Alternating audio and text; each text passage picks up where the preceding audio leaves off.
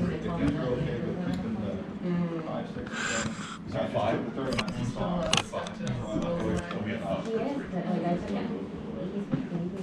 Okay, call meeting of the Fire and Police Committee to order. And next will be reorganization. I'll nominate Bill James. Second. Okay, motion second. Questions on the motion? All those in favor? Aye. Opposed? The ayes have it, so be it. And vice chair. And I'll nominate Fred Leonard. Second. Didn't see that coming. How's that busted? We have motion and second. Question on that motion? All those in favor? Opposed? The ayes have it, so be it. Okay, public comment as they relate. Any public comments? Going once, going twice. Yeah, yes. I don't have anything yet, just thank you guys for considering, what I brought up at the Borough Council meeting in December, so I appreciate it. Yep, that's on the agenda. Yeah, that's all I wanted to say. And move on to the fire department. Okay, I have a bunch of information, I'll try and be quick. January to date, there's been 168 responses consisting of 15 fires, 93 medical or motor vehicle accidents, 15 hazardous conditions, 43 alarm activations, 1 fire police only, and 1 smoke detector detail. Total responses in the borough 105, outside the borough 63. There was no fire damage or state property for the month. Average turnout per incident, 4.4 personnel, and we had 25 volunteer responses for the month to date, with a total of 168 calls. For the expanded December report, there was 290 responses system-wide. We gave aid 48 times, we received aid 37 times, 119 overlapping calls. Average dispatch turnaround time was 1 minute 52 seconds. Dispatch to on scene 6 minutes 15 seconds. We gave aid to Mount Penn, which was Alsace Township 1, Lauraldale Borough once, Western Berks Fire Department 17, Mount Pleasant, Burnville Area 2, Leesport 2, Greenfields 4, Moton 1, West Reading 5, Muhlenberg Township 4, Shillington 3, Kenhurst once, and Cumber Township 5. I'll just kind of touch on some of the brief highlights on the year-end report. If anybody has any questions, I'll be happy to answer them, or you can email me or whatever. For 2021, it was another busy year. It wasn't our busiest year. There was a total of 3,038 responses. That was up by 444 roughly from 2020. Total responses inside the borough were 1,159. We had 1,031 overlapping calls. Average dispatch turnaround for the year was 1 minute 59 seconds. Dispatch to on scene was 6 minutes 53 seconds, with an average turnout per incident of 4.9 personnel. We had a total fire loss in the borough for the year of $152,450, and we saved property in the borough of $53,331,841. We completed 501 inspections, which processed roughly $36,500 in inspections and permits. Out of the 3,038 incidents, Wyomissing Fire Department actually responded on 1,764 of those incidents. Those are about the key highlights. If anybody has any questions, I'd be happy to answer them. And I have one other item on the agenda. And I have informational will be one about the tower. You were reading my mind. If we can move on. So, for fiscal year 2020, we were awarded a FEMA grant it was a regional grant between Spring and Wyomissing. Wyomissing hosted it in the amount of $69,953, and that was to purchase rescue tools. Both entities purchased the rescue tools, and we have an excess remaining balance of $14,054.14. So I'm looking for approval. We got authorization from FEMA. We have to spend that money somehow to purchase for the remainder portion of Wyomissing, purchase 3 sets of turnout gear.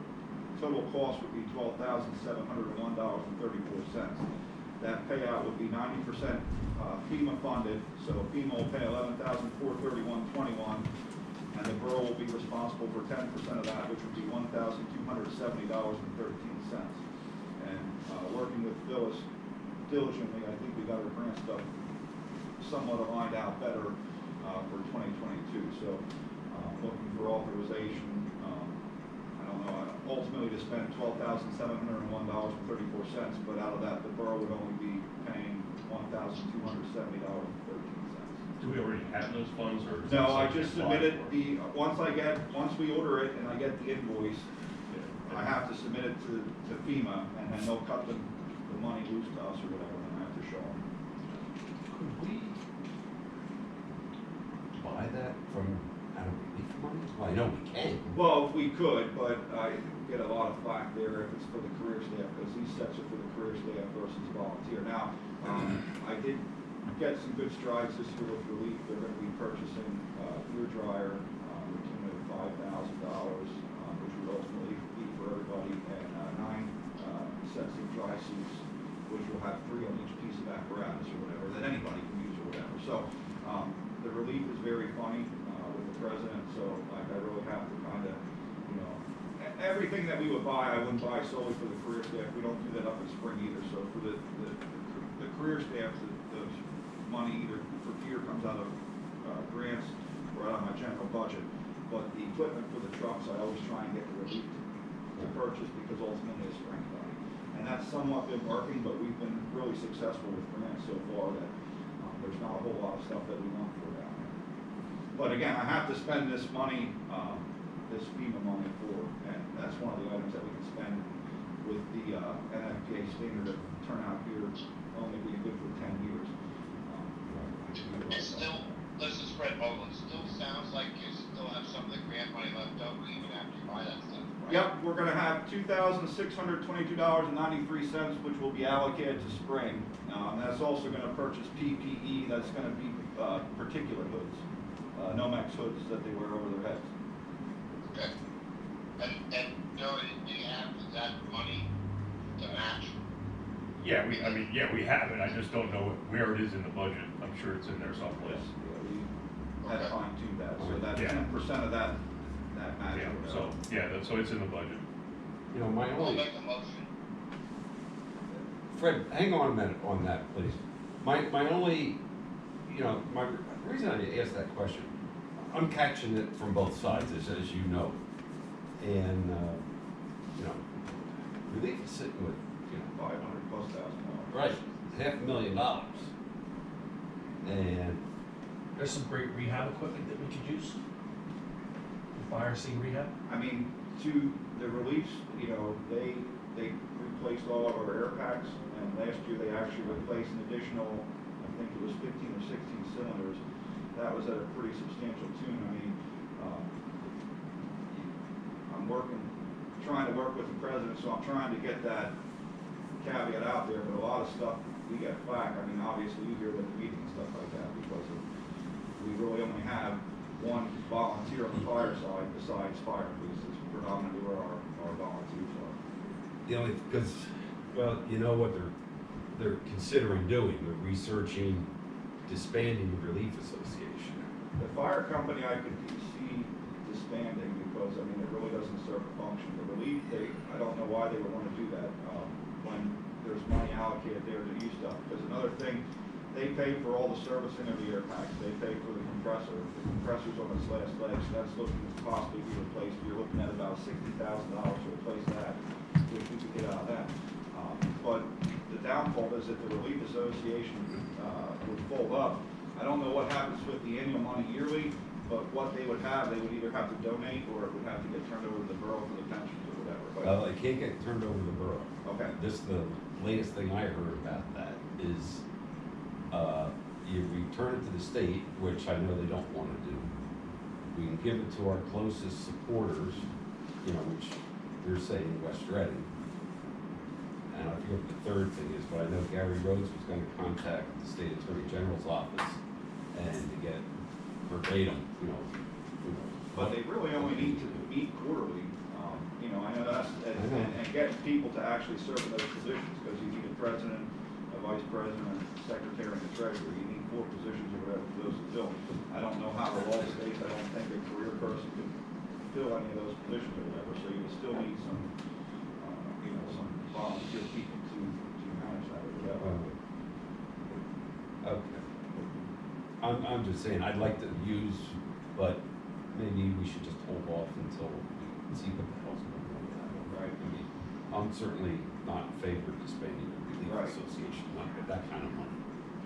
So, And, I mean, it's fluctuating based off of, I mean, it seems to have been dropping or whatever, but I mean, we got a pretty substantial amount last year, or whatever, I don't know off the top of my head, I think it was just under 40,000. 42, I think. So, I mean, that's kind of free money that we're getting, right. that can be utilized for stuff, and there's plenty of stuff we could buy with it, but that's the fight that I'm getting there, because they're still living back in the 70s and 80s. I'm The getting volunteer it too. department was thriving, but now the system's broken, and it's broken everywhere. I mean, Yeah. hence why our call volume's up, is because our ladder trucks going out to Gilmore Township, you know, 4 or 5 times a week, because they're not getting out. So, but that's the whole mutual aid agreement. I mean, there's not much we can do about that. Okay, we have a motion on the table to purchase the gear. Second. Motion second. Any further discussions on the motion? All those in favor? Aye. Aye. Opposed? The ayes have it, so be it. It's not on the agenda, but it's really nothing to vote on, it's informational, so the tower. So, with that whole DEF sensor thing that we needed, it was delayed because of COVID or whatever. So then one came in, they came to the station to put it in, and it wasn't the right sensor.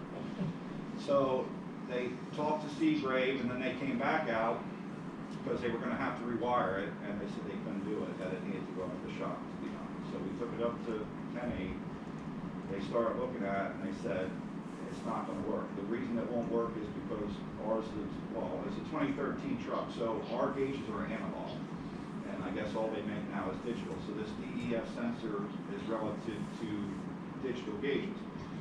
So Seagrave said, which, I mean, you gotta be thankful for that. Seagrave said that they will warranty, even though the truck's not under warranty, they will provide us with all new digital gauges that we need, so we can put this sensor in for the DEF, but we'll have to pay for the labor. So I don't know what that is, but here again, now we're waiting for the gauges and everything to come up.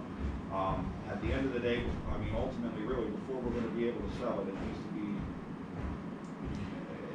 it kind of needs to be fixed. I don't think we can, it is operable now, but, I mean, we're still, it's got the check engine light on because of that DEF sensor. So hopefully that comes in, but then we're gonna be coming up to its annual servicing time and ladder testing and stuff like that, which again, that's all stuff that's gonna happen. They're gonna, if we sell it, they're gonna be looking, the companies buying it are gonna wanna make sure that the area was certified and that the service records and everything are up to date. So that's where we're standing at now.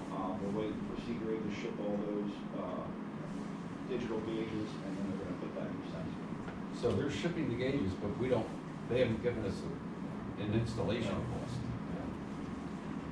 It's gonna be delayed or whatever. Yeah, I can work on, see if we can get Yeah, that. let's see if we don't need surprises. But you don't have a choice. But, well, that's true. You gotta fix it so you can sell it, so you don't really have a choice. Right, but if we need to do some moving around and management, financial management, then, you know, it'd be nice to know that. I can't imagine it would be super, because we did increase the the budget line item for vehicle maintenance and stuff like that as well too. But yeah, I'll see if we can get some sort of a estimated number of that, the labor cost.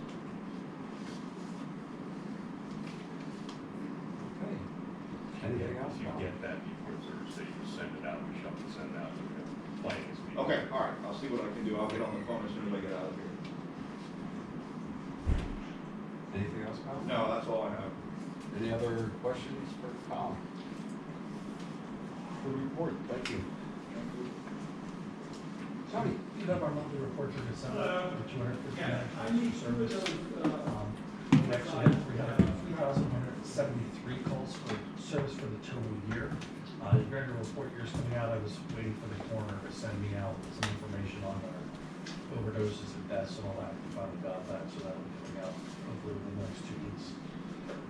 Again, we proceed to do everything we can to respond to calls. We only miss less than 1% of our call volume in our whole entire coverage area, which is outstanding. Regards to COVID, COVID again Omicron was a very unique variant. It was very fast spreading, mimicked the flu. Got you quickly and it passed through. We were very good for 2 years with the service.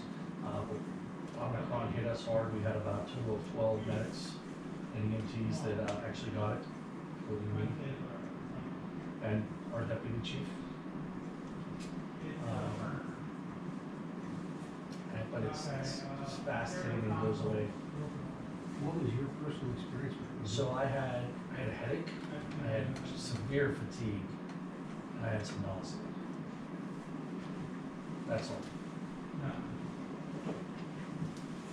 Now Carrie, she still has a cough and she's been out 3 weeks now, post, and she still has a cough every once in a while.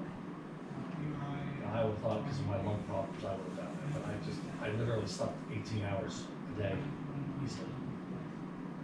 That's what we saw. It went through spring. We lost 5 guys, and it was all cold-like symptoms, cough, congestion. Knock on wood, I guess the masks worked because it kept it out of liveness.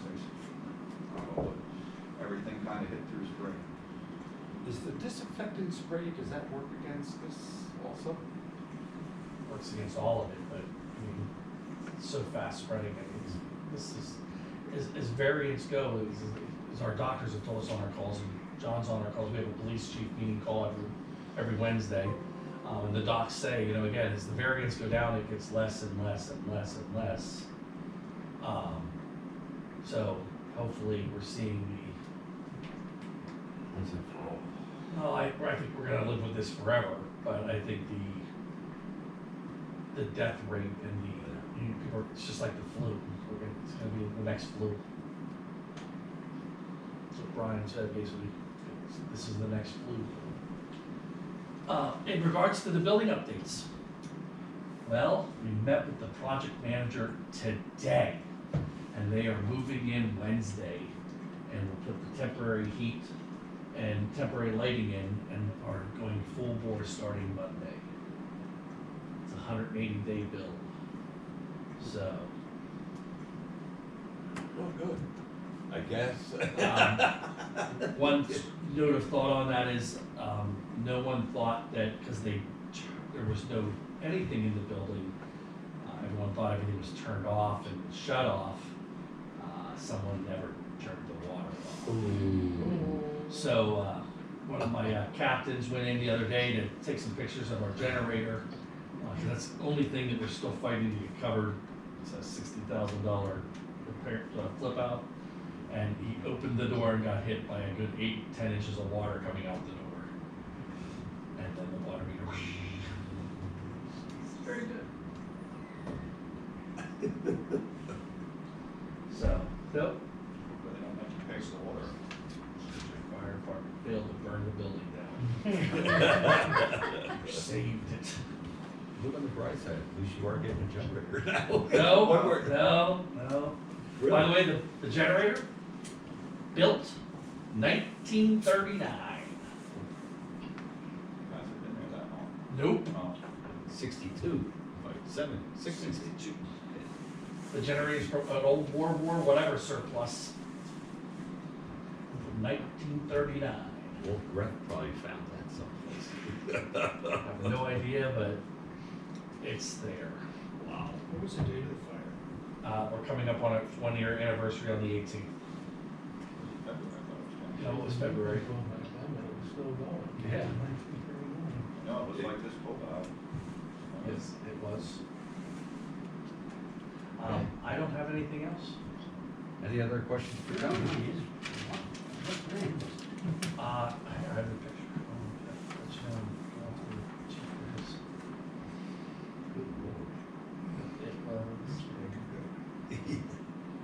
Anything to get, now it's not gonna last that long. No, ain't that the truth?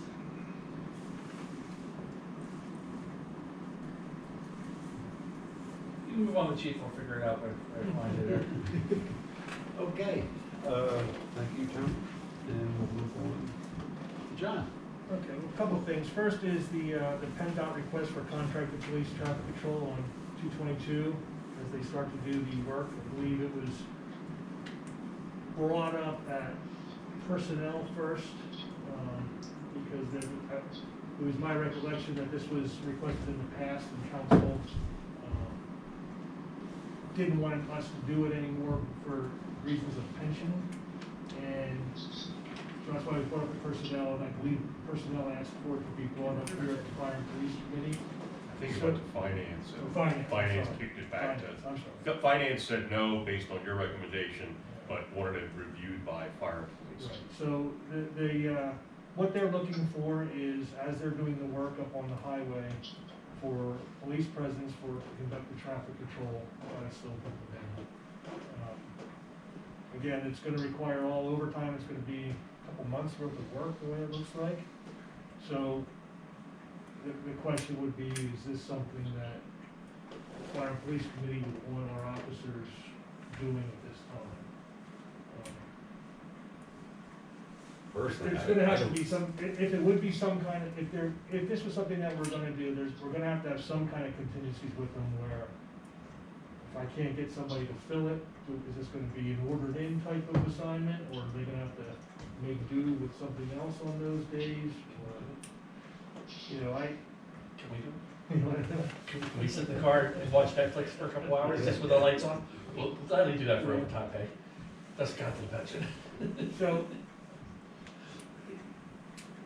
it would be my recommendation, based on the finance committee's thoughts on it as well, that it would just probably be easier for us if they have to get their fire force or, yeah, I don't understand why they would call them anyway, just. yeah. And the state police apparently doesn't wanna do it either, from what I understand, so I think they're probably having some of the same issues that everybody else is having. The finance's position was that, it affects their pension, with the overtime, the contribution we're going to have to pay. There are other underlying costs, and considering COVID, considering John's staffing issues, finance position was we should not do it. And that was brought up like 2 years ago too. Yeah, there was Chief another Barker. time that came up, I guess when they were redoing the bridges. Well, we did it when they did the bridge over State Hill Road.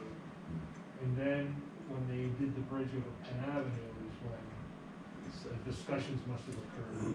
We did not do it for that bridge. So, Chief, Yeah. this is Fred Bogle.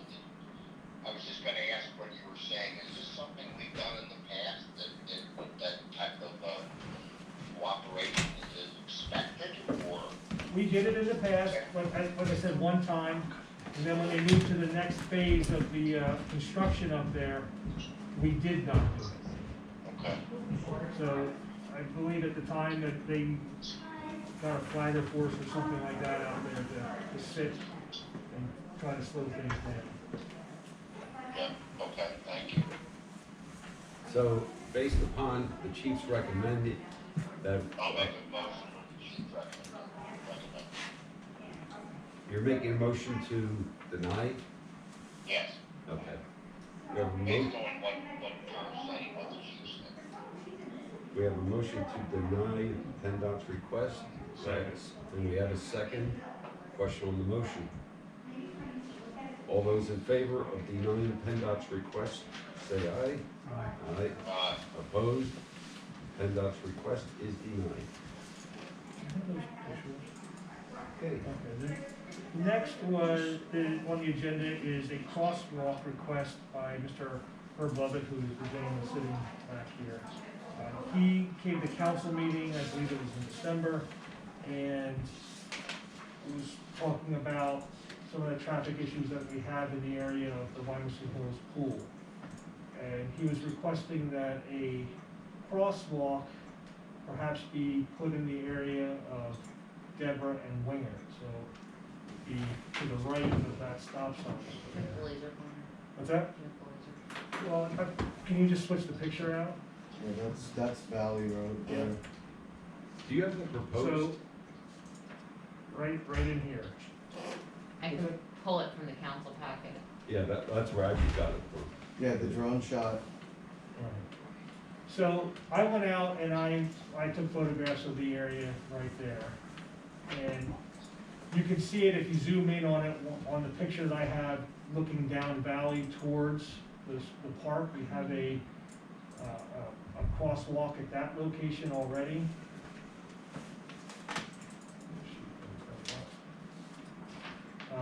But there is nothing on Wingert itself. I went and I had our traffic signs put up at that location just to get an idea of what kind of traffic we are getting. And we only have the two signs. I was trying to get traffic on Wingert and on Deborah going in both directions, so I don't have full month's worth of everything. But what we have from the 6th of January to the 15th on Deborah Drive up by Robert Road, we had a 85th percentile speed of 14.6 miles per hour. On Deborah Drive westbound, we had the 85th percentile speed of 24.49, so that's going the opposite way. The speed limit in this area is 25 miles per hour. The Wingert Road, westbound by the pool, we had the 85th percentile of 17 miles per hour. And the opposite way at the pool, we had the 85th percentile of 25.51. We didn't find a speed issue there for the times I had the sign. I went back and I also, for the last 10 years, pulled what kind of, any crashes that we had at the area. And I found back in 2020, we had a non-reportable crash in front of 22 Wingert, which is a couple blocks down towards State Hill Road. We had a reportable crash in front of 53 Wingert in 2021. So that's more in line with this general area. We had some non-reportable crashes on Deborah Drive in August of 12, of May of 16, and March of 19. And then another reportable on Deborah up by Robert in 2020. We have had some instances, some more recently, of some crashes there. The majority of them are within the last couple of years. So there's not a lot, but what we've had have been recently. So I think what they're requesting for the crosswalk to be installed, I think is the picture that's up there. We could have it put there, I guess would be the northeast corner. Can you scan that? I think the proposal is, So that's kind of like a head-on view of what it would look like. But kind of where that tree is on the right-hand side, that intersection there, if we could put a crosswalk right there, then they can have the sidewalk to get over to they're right there at the pool, or if they want to get over to the playground, as they walk around up the valley and down valley then, we have, like I said, a crosswalk there already that could get them over to that's, right there. So, again, the crosswalk's already there on Valley, and if we put the one on Wingert, we can put it on either side, or if you wanted to put one on both sides, and I don't know that it's necessarily needed, but I guess if they're on both sides of the sidewalks there, that would help to cover it, that they wouldn't have to cross over Deborah to use the crosswalks. So there's no PennDOT flashing signs or anything like that in the area, so that makes it a whole lot easier on us. There are some stipulations that we have to follow as far as the sides of the lines if we do install the crosswalks. I think it has to be up 10 inches, I think is what I read, is what the minimum has to be, or, I'm sorry, 6 inches minimum with a 24-inch maximum width on the signs, or on the lines. So, there's nothing as far as PennDOT that we would have to get permission on these roads because there's no PennDOT control signs there. So if the council or the committee recommends doing them, and council then approves, we don't have that hurdle with PennDOT to go through, it would just be the borough with some of the lines there. So is this something Jim's guys would do, or is this? A1 normally does our line painting. The line painting is usually done by an outside contractor, so I don't know if we would have to wait till the spring probably anyway, because we're not gonna do it, when the snow's going down and salt and everything, so it would be something a springtime type of event to get done. But Yeah, when we this came, when, Mr. Lovett had first approached me with this back in November, and very thorough report, and again, thank you for this. I think the main concern is that, yeah, the children in that area are certainly growing, and that's a good thing. And it is concerning that maybe someone who does not live in that area isn't aware that there's a playground or pool there, you know, we could have an incident. You know, so we need to make it more recognizable. This was approached to council at the December. I think it was December meeting, and Council President Mull moved it to FMP, which is where we are today with it.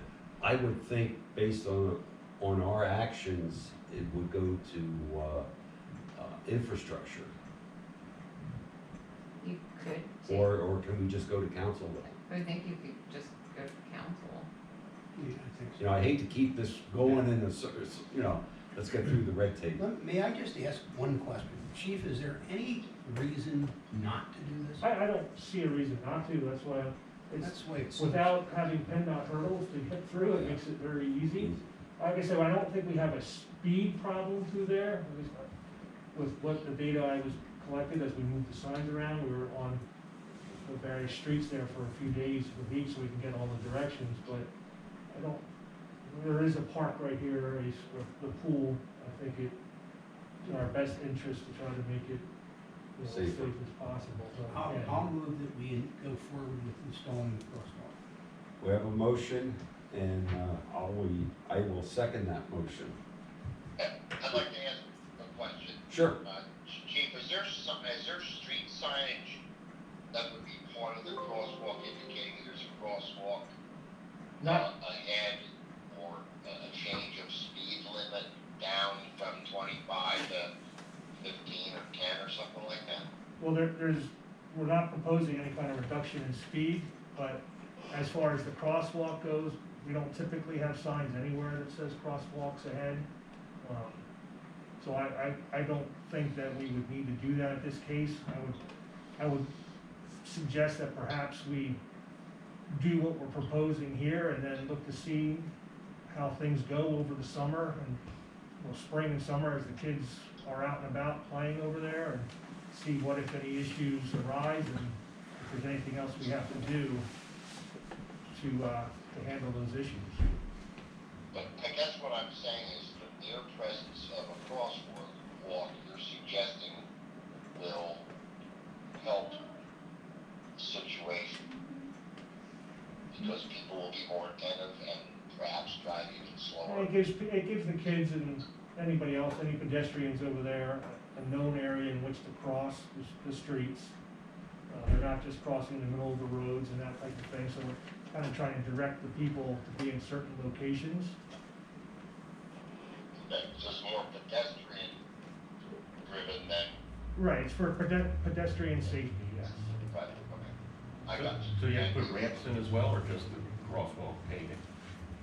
You don't necessarily have to put the ramps in, okay, especially, it's not a requirement. I mean, that might be something down the road if, as we're doing the sidewalks and stuff over there, but it's not something that has to be. Right, what I would suggest is just doing it sometime when they're in the area doing something else as opposed to putting out on bids just to do those couple ramps. And what's nice, I mean, there are, the corners of those intersections, there's a ramp there already, a handicap ramp, so they are close there, they can get on the ramp to get into the parking lot itself too. So that, there is areas for them to actually, if somebody is handicapped, that they can get down and get into the crosswalk. Any further questions on the motion? Call a question.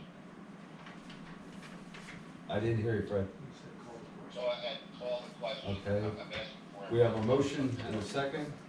All those in favor? Aye. Aye. Opposed? The ayes have it. So be it. We move to council. Mr. Levitt, is there anything you'd want to add? Yes. Yeah, if you just go back to that, picture of the intersection, just to give, The one I just got rid of. sorry, yeah, I just wanted to just run through quick with you, like, what I would be asking, which is kind of what you guys were talking about. I'll be brief.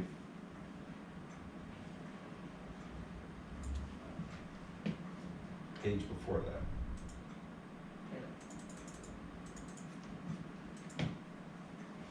Okay, so, yeah, I live here at 103, so if I wanna walk my kids to the park or the pool, currently, I leave my house, come around here, and I have a stroller, a wagon, whatever it is. The only way to get down there is to come through this person's driveway, which is the middle of this intersection here. So really, I think the most impactful thing to do would be to put a crosswalk here with a ramp to get you over to this sidewalk. And this is somebody's driveway too. There's actually no ramps. It's just a driveway and a driveway. And the nearest ramps are down here and here. So really in the summertime is when it's most active with people with strollers, wagons. I mean, it's 10 times as much activity as there is right now. So we get a lot of people coming up Deborah from the bottom parts of the neighborhood to get to this stuff. So really it's mostly about this and just getting over to this sidewalk so that you can, cross safely or whatever. So that's, I just wanted to point that out. And thank everybody for their time. Thank you. I'll talk to, Jim and Jim, that is a part you may want infrastructure to discuss, is the addition of the ramps if there's none there.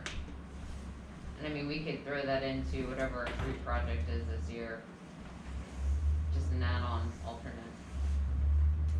But again, it's not a requirement for them, for us to do it. Yeah, Could be we'd something throw to that's Jim put and down. say, see what Thank he you, has to say everyone. about it. Again, thank you. I have on here a update for the police vehicle status. I wanted to let everyone know that all the cameras are in. Rockstar is here today. They're getting everything set up for in-house and making sure the cameras are working in the cars. The 2 new cars that were budgeted for this year have been ordered. I ordered the pickup truck, as we discussed it, and another utility. When I ordered them, the utilities were 30 weeks out, and the pickup 35. So I got those ordered right away, because we're not gonna see them until end of summer, so. It's just the nature of the beast nowadays, with getting that stuff, and you order it, and you sit and wait forever to get everything. The next on our agenda here is the one-way sign request. We got a request, when we did the change in the traffic in the area of Ole and the garage area, the one-ways, that there are vehicles that are customers of the animal hospital that's right there at the corner of Ole and Park Road, that when they enter their parking lot to patronize the business, when they leave, they're making the left-hand turn opposite of the way that they're supposed to be going now up to Park Road. What we don't have there is, there's the do not enter signs down at Ole and Fourth, but there's nothing really right there for those customers to know when they come out of there that they should be turning right instead of going left. So it was a request to have a one-way sign put up at that location so that as the vehicles leave the parking lot, they know that they must turn right to go down to Fourth. And they can either make the left to go out to North Lyo or make a right and go whichever way they want to go. Or go up Greenwich or go out to Innovation Way up to Park Road. So that would be my recommendation because it is not posted really well right there for those vehicles as they turn down onto Ole, because it doesn't say do not enter at that end off of Park Road, and they make the right-hand turn into that parking lot, so when they leave, they know which way they have to go. To add to that, I would think if we're gonna do it on this side, we should probably also do it on this side, that's Solve IT's office. Neither John or I have received any complaints about similar incidents occurring with this parking lot, but It would just make sense. yeah. Yeah. Okay, I'll entertain a motion on the chief's recommendation for, sign requests at Park Road North and Ole Street. Actually, two of them, I guess. Yes. One way. So moved. Second. Motion and second, question on the motion. All those in favor? Aye. Opposed? The Leave ayes that have picture it, up. so be it. I'm sorry? Can you leave that picture up? Yeah. The next on the list is there, it says, and I missed this, but it should be 401 Ole Street that requested a handicap parking space. Which is actually. 401, that's why I should leave it up. It's, that address that she just pointed to right there. There's no other handicap parking spaces on the block. I have received all of the paperwork and documentation from the owner that's requesting. It's a Sharon Bear, no relation. No, but I guess I just somewhat question, given the parking issues on this block. That's interesting. Yeah, she, And in my personal meetings with her and her husband, I'm not aware of any mobility issues. yeah, she has a placard issued to her by the state. So it's legitimate as far as. Is this I labeled one know. of the permit parking? No, that's Tammy. No, across the that's street. the other side of the street. It's kind of like where the blue is right there, is where our person lives, that's Tammy making lives this here. request. She says she has a degenerative disc disease, and has issues with her neck and back, and can't always find that spot close to her house, and that's why she's asking for the handicap space to be right there. So. Have you looked at the area? Is it likely to annoy somebody else? Oh, yeah, this Oh, is, it's going to, yes, but I also, But if we have all the documentation, I I mean, mean, that's why I was gonna say, she does have, like, all the documentation, she supplied her placard to show that she does have a handicap placard, there's no others on the, Is there anything The indicating blocks? some position?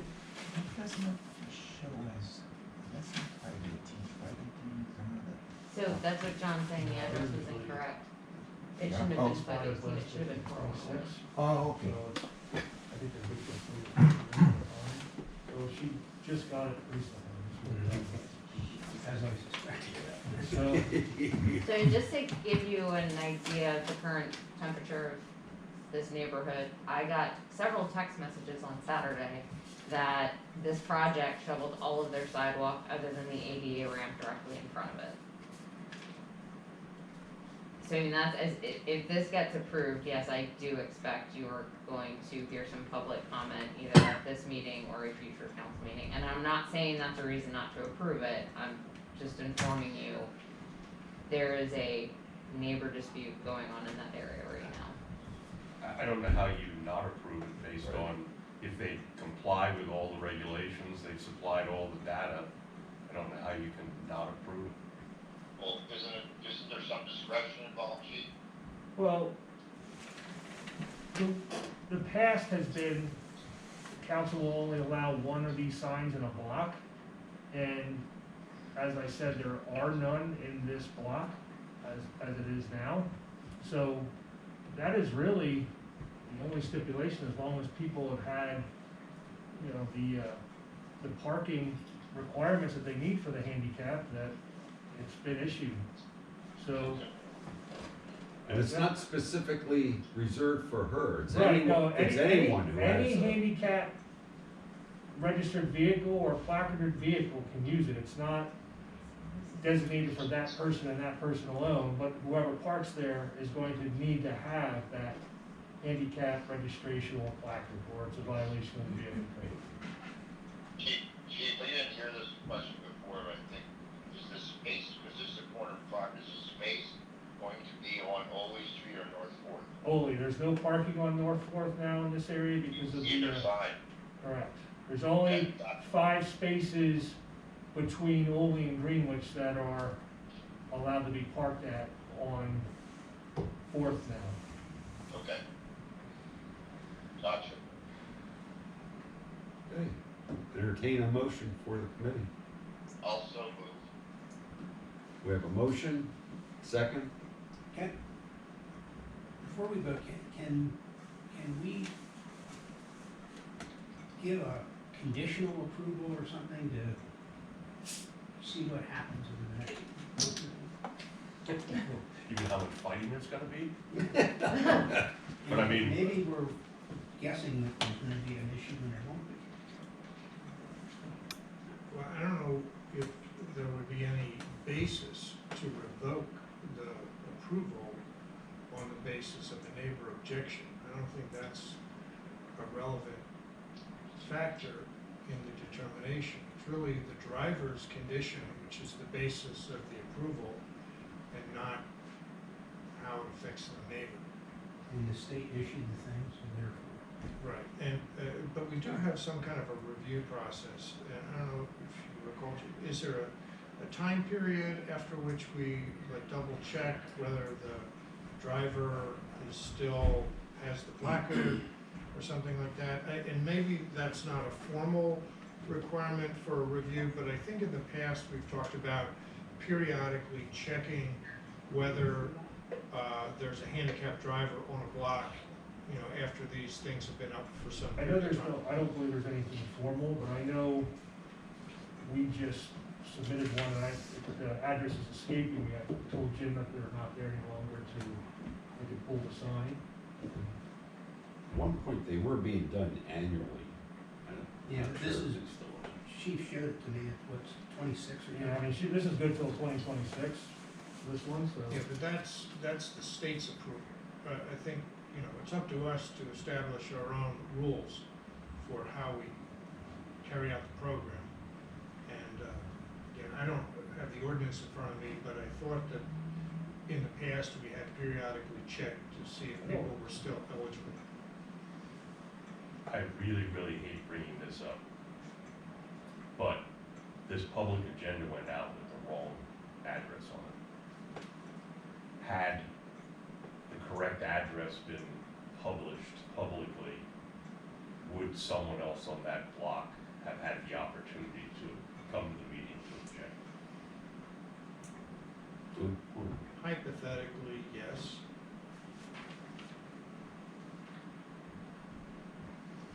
Was it advertised in the paper with the incorrect address?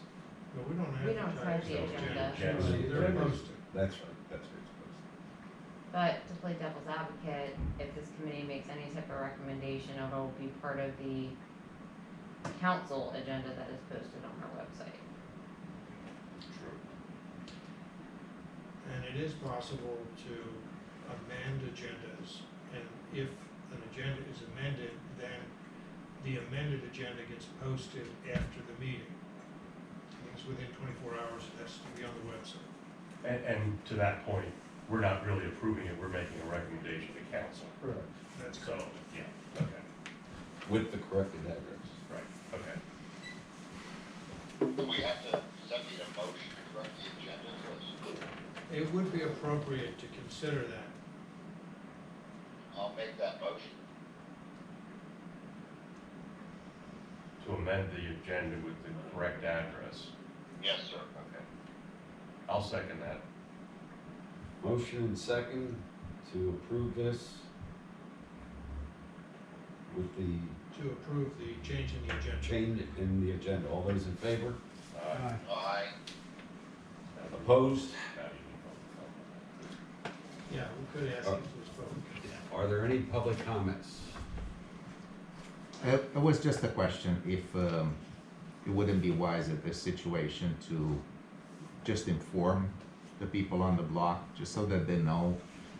People don't normally read agendas, normal. You're the only one that reads. I'm the only one, right? So I know that what's going on. I also happen to know that, like Michelle was saying, there's some temperature there.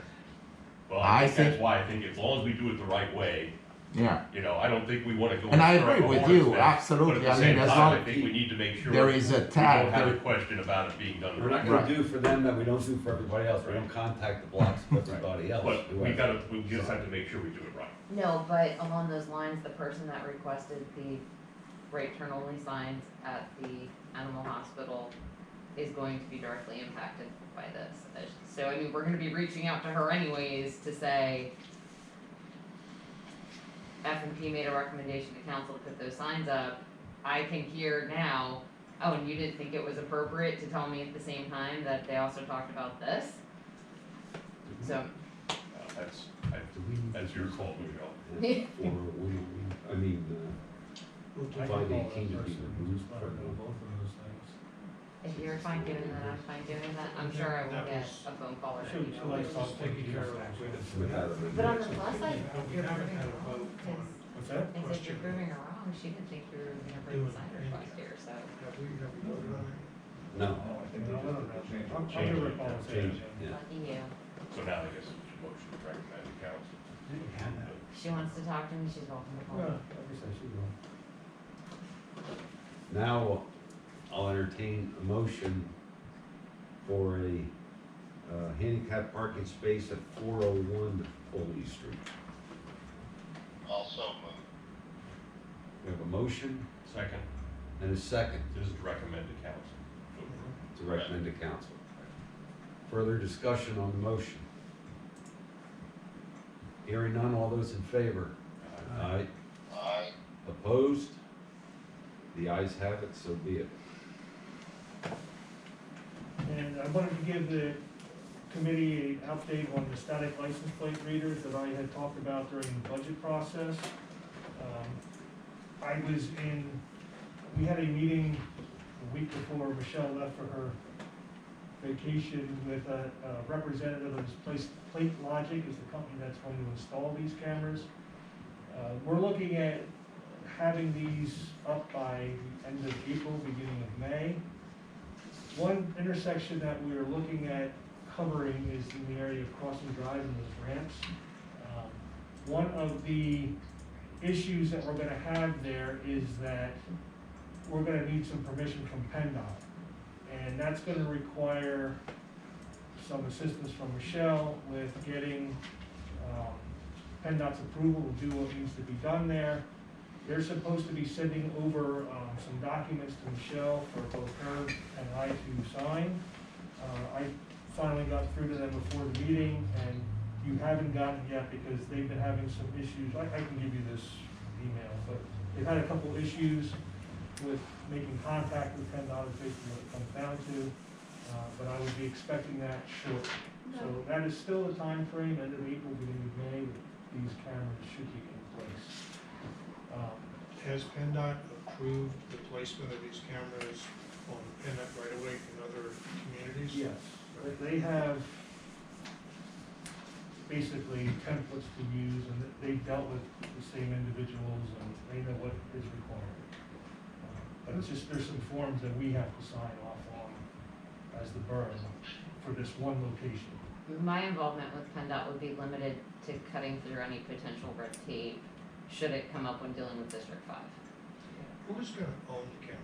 Will we own the cameras? Yeah, we are. And this is that, like a 5-year program, this is the first phase of, this is phase 1. But I looked at, Well, we did a. It's phase one in that it's paying, for all the cameras are gonna be put up in phase one, but we pay it off over 5 years. Oh, I thought there were more cameras coming. No, Oh, this is it? So 11 cameras total. No, it's 25 cameras or 24 cameras? Did I miscount? Locations, Uh, there may be one Some- location, but Some more, locations have more cameras to Okay. get the way the car. Oh, I thought it was adding more No, cameras no, no, each year. no, it's just that it's spread out the cost of Big brother over here. the And then lastly, we got a request from Perry Township. They are doing some work up on their radio systems up there. And they're asking for a statement of concurrence. And the reason why is, what they're doing is, the frequency that they're gonna be using is close to the frequency that our KGI runs off of. The KGI now is primarily and really solely used by our borough crew as they're out and about. Because it's close in proximity, there is the potential that there could be some bleed over. When our guys are on KGI, they could hear some of the Perry Township people talking, and then vice versa. I have talked to the director of DES, Brian Gottschall, and I've talked to the people at RMI, the people that do our radio stuff, and they are both of the opinion they think that it's actually far enough away in the frequency bands that it should not be an issue, but there's no guarantees, especially because of our KGI, where that tower is located, is up on the hill on Timberline, so it has a pretty good line of sight. But it's unknown. The county had to sign off on one of these as well with Perry because of transmitters that they have up in that area that were gonna be close. But the county felt as though it was going to be okay, and they signed off on it. It looks like in this letter of concurrence, one of the things, if there is an issue, is that if there is a problem, it's up to Perry Township to then cease their operation and to pay for any corrections that have to be made in changing the megahertz frequency that they're running off. So, because of the possibility of it affecting our borough crew, I wanted to bring this to the committee to find out if this is something that you think that we should do. I'll first admit, I'm not an expert in this type of thing, that's why I contacted DES and RMI. And as I said, they're not gonna give 100% saying that it's not something that we're going to get any kind of interference from, but they don't feel as though that we should. We do have the option to say no, and it would be up to the Perry Township to figure something else out, but Isn't that what private lines are supposed to? so this was gonna be my question to Chris, like under our WCF ordinance requirements, if you're co-locating on a tower, you have to have a radio frequency engineer submit a report stating that the frequency you're operating at is not gonna interfere with emergency radio service or other frequencies on that same tower. Can't we require them to do that? That's only for placement of antenna within the boundaries of the borough of Wyomissing. They're not placing any antennas within the borough of Wyomissing, so this is not, that particular regulation is not applicable to this situation. But can we still just ask as a Well, formality? you know, effectively, it's not the same frequency, but it's a close enough frequency that I guess the concern is that the equipment will pick up the signal. And what the county has required in its letter of concurrence, or whatever it's called, is the same conditions that I would recommend to the borough of Wyomissing, that the onus be placed on Perry Township to shut down and solve the problem if there is ever an occurrence of actual interference with communications here in the borough of Wyomissing. I think that's How's that sufficient. defined, though? What level of interference? You know, if it happens, the frequency of interference, I mean, that has to be pretty well spelled out, doesn't it? And what's our liability if that does happen? Well, that was the question I asked John, was, you know, what's gonna happen if there's interference? Does that mean we're gonna hear their calls on our radio? Or does it mean that our radio won't work? And I think the answer that John got on that question was that we will hear them, but it will not make our equipment non-functional. And so I don't perceive this as being a health or safety risk, it's more of a nuisance. But maybe I'm, diminishing what it is, but that was my understanding. That's the way it was explained to me, but and it's also, it's not gonna affect police or fire, this is going to affect our borough crew, as they're the ones that operate off of the KGI. But does a nuisance rise to the level of the system that we can call Perry's and pull them off and cancel it? Well, that's By the, nuisance, or does it actually have to oh, impact, our services in the borough? I would interpret interference as if we hear their calls on our radios, there is interference.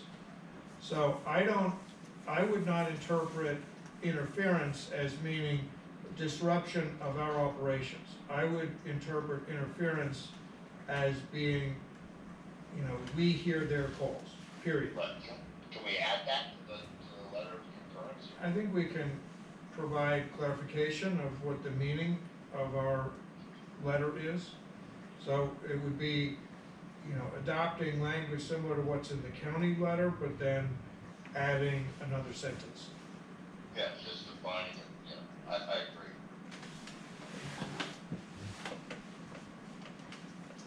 Now, is this being used by road crew or something like that up in Perry? Is that your understanding, Chief? Yeah, Perry Township doesn't have a police Yeah, service, that they was use my state, so this understanding. is simply for their road crew type as well, operations.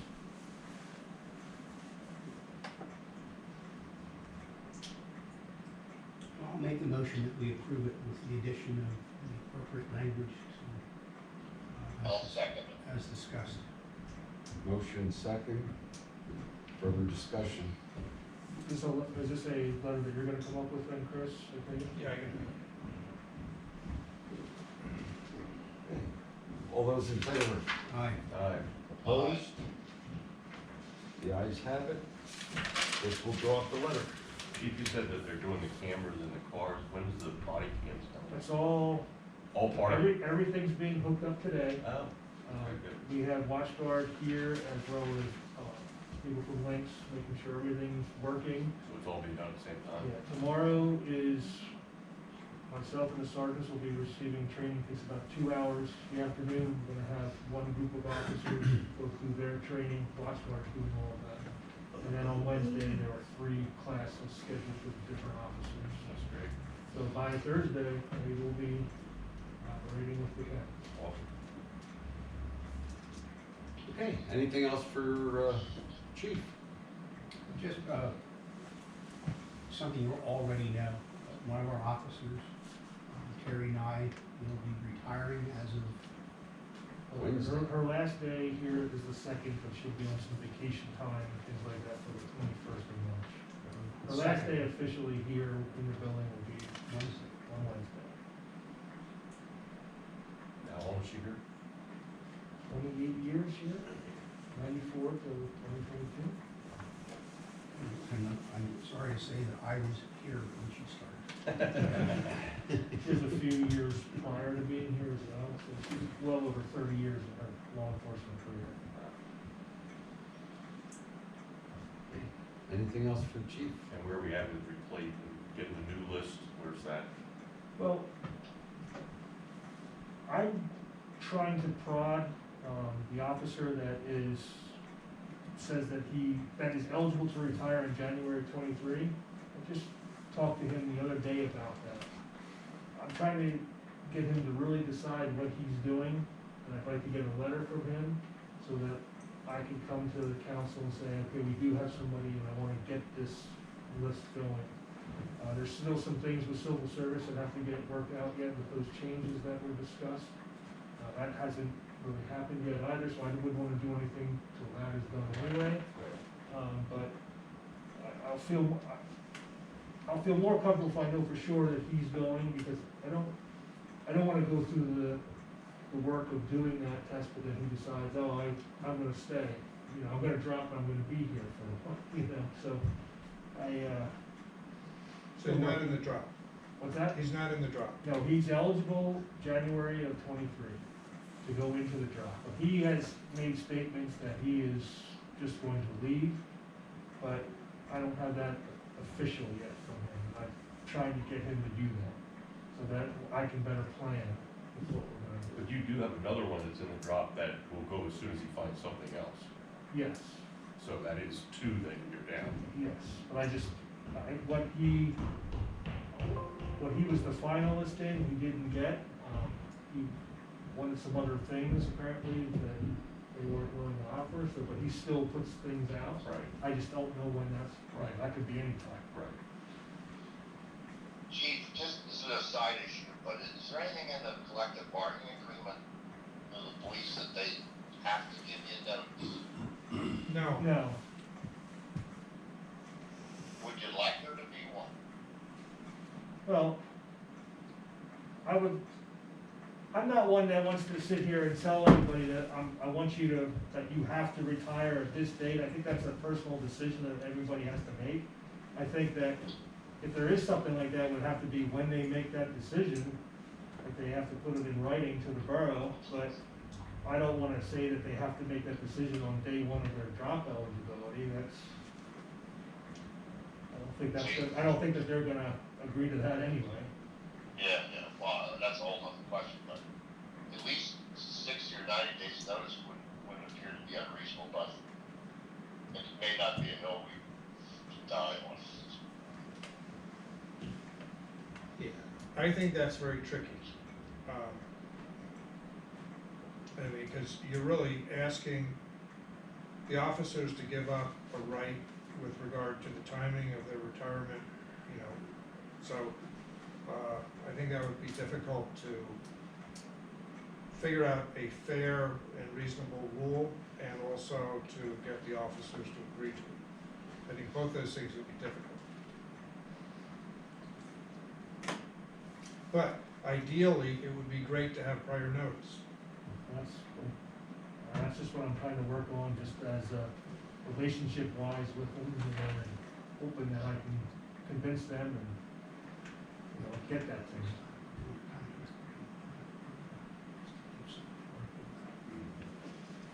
No, I really don't think it's an unreasonable request. We have to go, whatever. Well, maybe under the, like you said, John, it's building the rapport, the relationship between the two to try to get that information, whether. Yeah, if you can finesse it the way you're doing it, it's Yeah. actually probably better. Okay, anything else?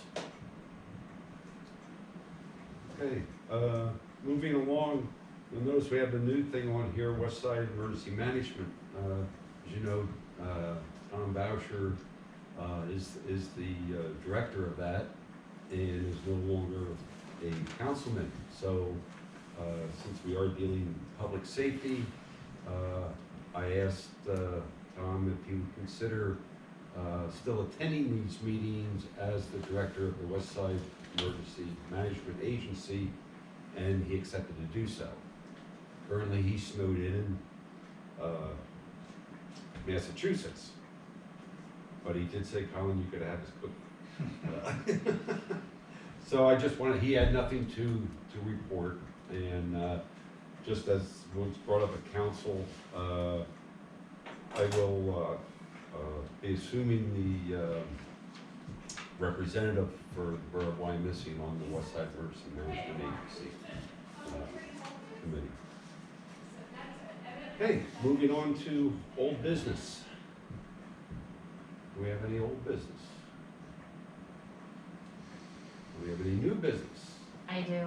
Michelle? I received an email from Dean Murray this morning with a letter attached and a request for the borough to work with West Reading Borough, letting West Reading Borough take the lead on approaching the city of Reading about known noise disruptions. Do you wanna, before we talk any further, make a motion to amend the agenda to add this? Yes, entertain a motion to amend the agenda to include the noise disruption from the city of Reading. So moved. Second. Question, or all those in favor? Aye. Opposed? Are there any public comments? First time we see this. Hand signals, I don't know what that means, sir. It's the first time we see it, so there's no way. First time we saw it too. I literally got this about 2 hours ago. Okay, So there- hearing none, go ahead. So Dean had reached out to me last week, as had Phil Wirt, regarding issues that West Reading Borough has previously discussed amongst themselves with the 3 areas spelled out in the letter in the city of Reading. All of these locations are located in the city of Reading, that there are large gatherings. Typically in the warm weather months, sounds like Sunday seems to be the most popular day of the week. The gatherings are leading to noise complaints, and issues with noise being heard in West Reading Borough, and based off of Chief Phillips confirming calls that we had received complaints about also in the Berkshire Heights area of Wyomissing.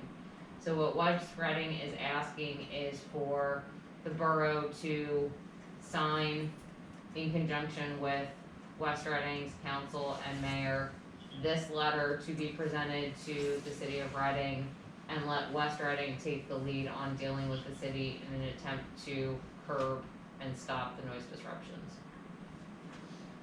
Lots of luck. I mean, they've been battling Skyline Drive by the pagoda for years. They get these enormous groups of people in those parking areas along Skyline Drive that open up their trunk of their car, and the trunk has got a speaker that fills up the entire trunk, and they sit there and party.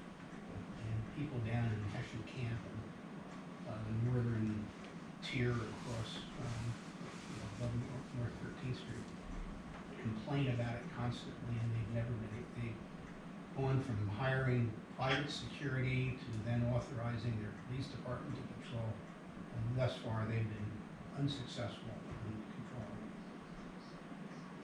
But I just wanna ask if the chief has any more details about frequency of complaints It- and time of day. It's, when it's warmer, I personally, as a sergeant, was helping my officers check our areas for when these calls have come in. It's always, like I said, in the Heights area of our borough that the complaints come in.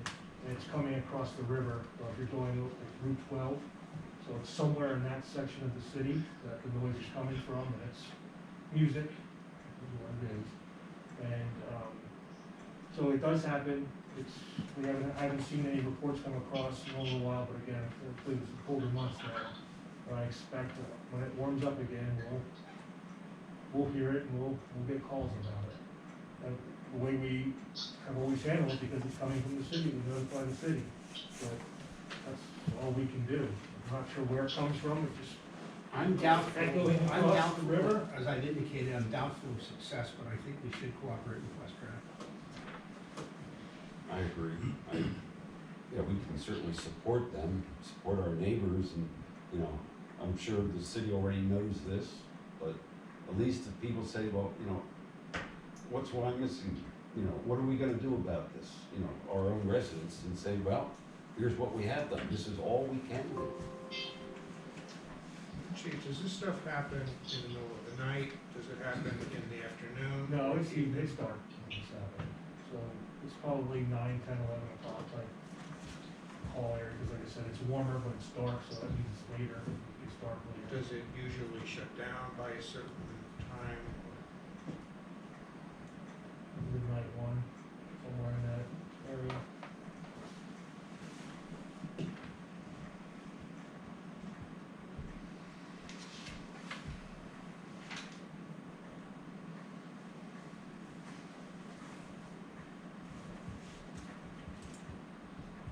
Before we would send anything though, and as I mentioned to the president of West Reading Council, is I would certainly want Chris to review the verbiage before we even put our signature on anything.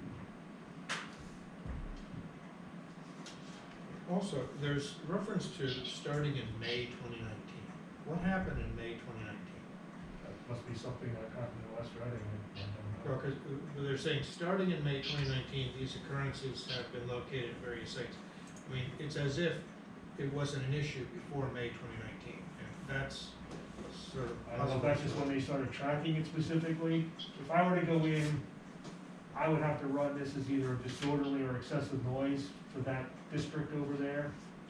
And then I'd have to kind of go through it because we're gonna have different ones that, you know, disorderly or excessive noise other than this. But I'd have to try to figure out when we first started getting them. Like I said, I remember I would, being yeah, on I these would calls guess as that well. as they became more aggressive about trying to control Skyline Drive, some of the folks probably found another spot to park. That may also be coming, Phil Wirt, who's a West Reading Council member, I know is pretty heavily impacted by this because of where he lives. So that may also just be coming from Phil's recollection of when it started. So what's the committee's, I think you're right, have Chris review it, and, sounds like we should all be cooperating with West Reading. I would imagine we'd have to go to council for final approval. Yeah. I'll move, we recommend to council that Chris, review the language, and that we recommend to council that we go forward with backing up West Reading. Second. We have a motion and a second. Any further discussion on the motion? Hearing none, all those in favor? Aye. Opposed? The ayes have it. Chris will review the verbiage and submit it to council.